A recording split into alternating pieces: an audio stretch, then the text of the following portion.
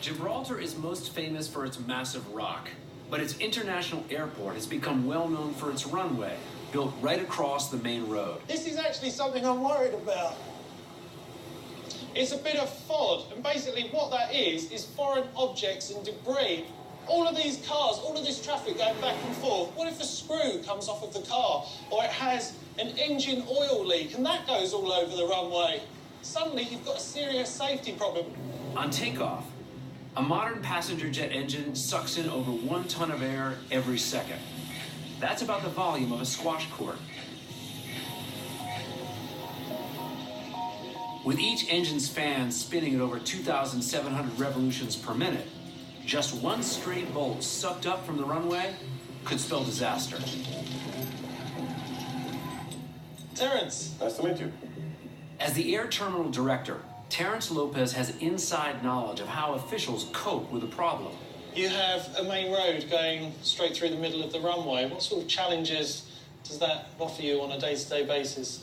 Last Saturday, 30,000 persons crossed the border, and all of them crossed Winston Churchill Avenue.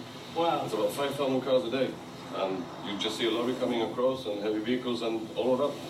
Pieces of them do fall off. Aircraft are effectively giant vacuum cleaners, so anything that gets into an engine will cause damage. Yeah. So there's a lot of work done on a daily basis to keep that clean and keep flight operations happening.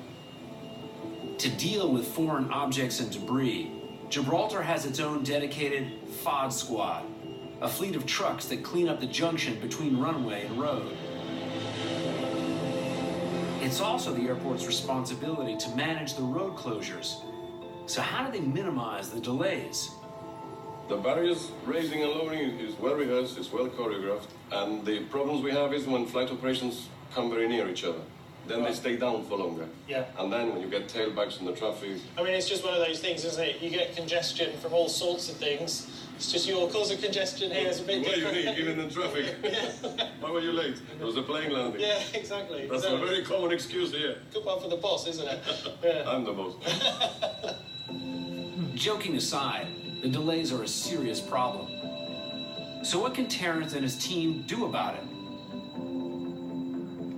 One possibility, reclaim more land and build a road going around the runway. Whilst feasible, it would be hugely expensive. And any thoughts of building a bridge across the water, well, I'm not sure airline pilots are going to go for that. But the airport has come up with a clever solution. The plan is to build a brand new road. But since it can't go around or across the runway, this time the road is going to go underneath it. Head engineer John Joe de la Paz and his team are already hard at work on the new road.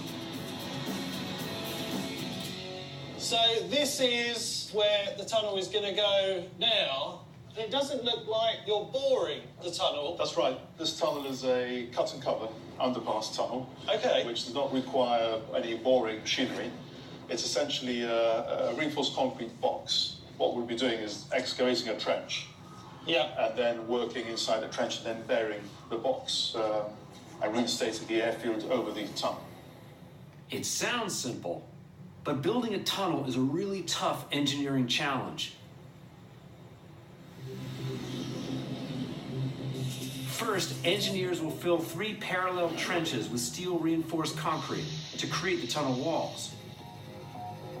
Then they'll add a concrete roof, and the tunnel is almost finished, except it's still full of earth. So starting at the entrance, workers will dig out the dirt before laying the road surface and restoring the runway.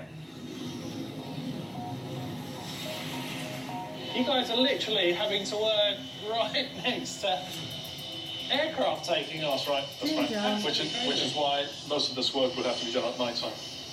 And apart from having the logistics of the airfield to work with, we also have issues of groundwater, being close to the sea. We have to construct wells, a series of wells, together with a series of pumps. We'll be able to bring the water level down temporarily whilst we build the tunnel. The pumps will have to operate 24/7 to keep the tunnel dry.